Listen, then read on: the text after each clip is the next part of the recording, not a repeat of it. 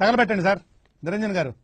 Programme రాహారా చెట్ల గురించి రాహారా ఈడేంది leaves gives అంటాడా ప్రోగ్రామ్ నేను కూడా ఒరే జాతి రత్నాలు రా రే.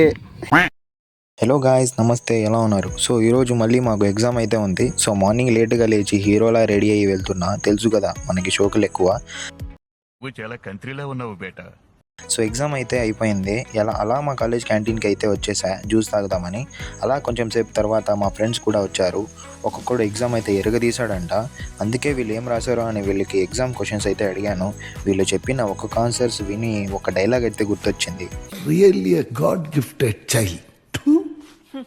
కొంచెం సేపు తర్వాత మేమంతా టీ తాగడానికి అయితే వెళ్ళాము. టైం ఆఫ్టర్నూన్ 2 అవుతోంది. అలా టీ తాగిన తర్వాత ఇంటికి అయితే బయలుదేరాం. సో నేనైతే ఇంటికి వచ్చేసా.